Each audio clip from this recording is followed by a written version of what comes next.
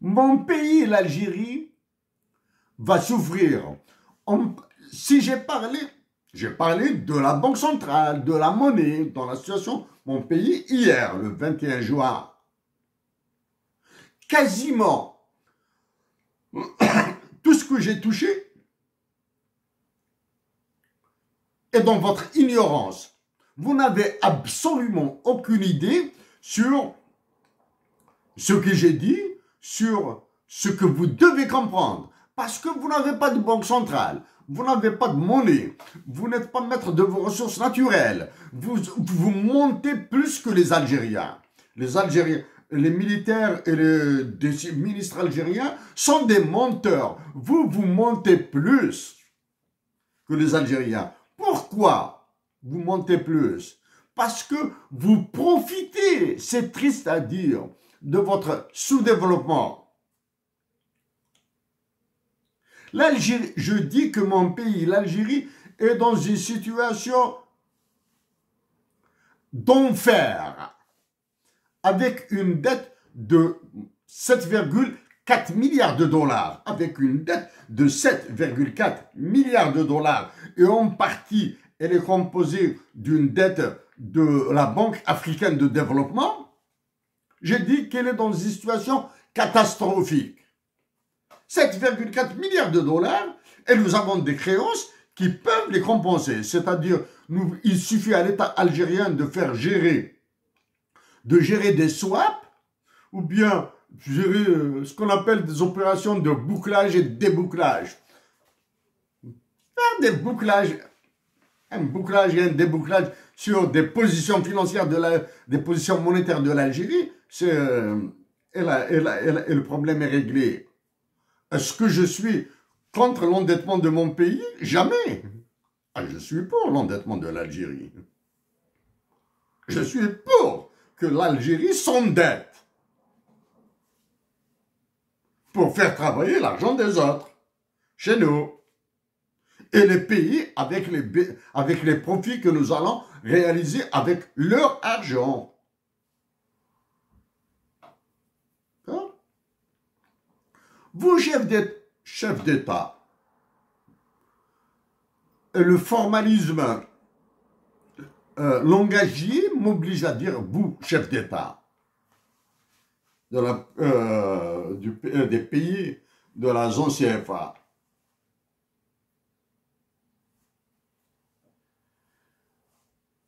Dans le cas de mon pays, l'Algérie, j'ai parlé des pneus, les pneus des ambulances, les pneus des véhicules de lutte contre les incendies, parce que c'est l'été qui s'annonce.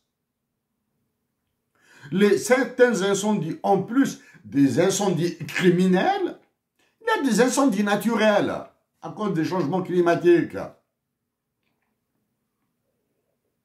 À cause de l'ultralibéralisme qui a ravagé l'esprit algérien, l'esprit africain chez les Algériens.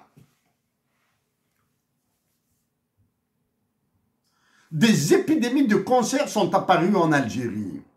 Des épidémies d'obésité sont apparues en Algérie. Des épidémies de diabète sont apparues en Algérie.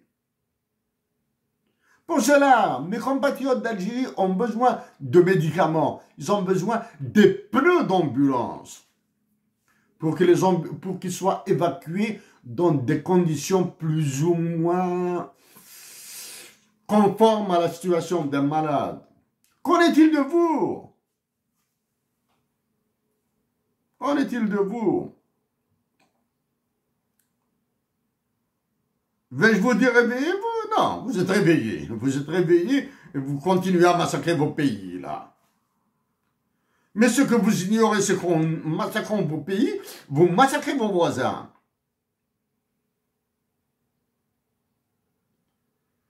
Ce que mes compatriotes d'Algérie doivent comprendre, c'est qu'en se faisant massacrer, ils acceptent que les Nigériens, Libyens, Tunisiens, Marocains se fassent massacrer, tous les peuples d'Afrique. Réveillez-vous, dirigeants des pays ravagés par le franc CFA. Dites à Emmanuel Macron que vous êtes des hommes. Avez-vous vu ce qui s'est passé lors du dernier G7 en Alberta, à Kananaskis, ici au Canada? Le président des États-Unis d'Amérique a quitté le G7.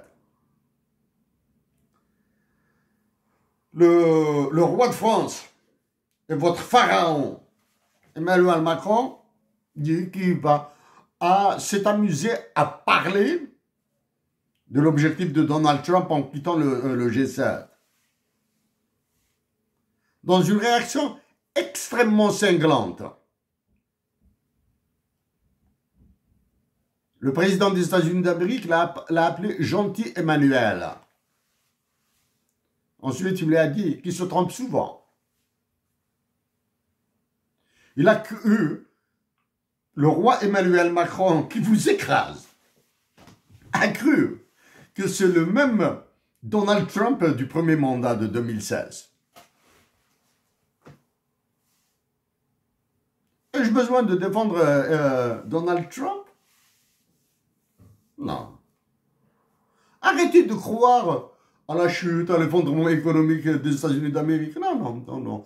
Tant que vous n'avez pas entendu une chute de la bourse de Tokyo, la bourse de Londres, ou la bourse de Francfort, ou bien la bourse de Paris, tiens, la bourse de Paris, s'il n'y a pas effondrement, ça veut dire que tout va bien là. Hein? Et maintenant, même si ces bourses s'effondrent, les États-Unis d'Amérique ont d'abord le patriotisme des Américains et ils ont la force intellectuelle, recherche, critique nécessaire pour surmonter ce genre de crise. Et ils ont la puissance de feu. Pendant qu'Emmanuel Macron impose à la Russie et à l'Ukraine de continuer leur guerre, il est en train de supplier l'équivalent de Attlee, le premier ministre anglais qui a remplacé Winston Churchill en 1945. Là, l'actuel. C'est tout. Avez-vous vu son visage quand il regardait Emmanuel Macron? Ce qu'a fait Emmanuel Macron, il est mégalomane, il est hyper intelligent et vous avez peur de lui. Emmanuel Macron est hyper intelligent. Il vise un 3e mandat. Il va créer la 6e République en France. Donc ce même Emmanuel Macron a dit qu'il défendra le Canada. Défendra le Canada contre qui? Contre les États-Unis? Non, j'ignore pourquoi les autorités politiques du Canada se sont tues. Pourquoi aucun journaliste, surtout de la presse francophone canadienne, n'a réagi à un tel mépris, à une telle condescendance. Emmanuel Macron, hyper intelligent qu'il est, puissant, mégalomane, se propose de défendre le Canada. En faisant, en jouant sur le Québec-France et puis toutes ces salades, toutes ces conneries-là. Maintenant, mais si Emmanuel Macron fait tout ça entre la Russie, l'Ukraine, le Canada, les États-Unis d'Amérique, mais pas entre Israël et la Palestine, mais pas entre Israël et l'Iran. Vous conviendrez avec moi que le problème, la guerre entre Israël et l'Iran n'a rien à voir avec la Palestine. Vous conviendrez avec moi que cette guerre n'a absolument rien à voir avec l'armement détenu par l'Iran. C'est plus profond que ça, c'est plus profond. Cherchez les raisons. À vous tous, réveillez la dignité africaine.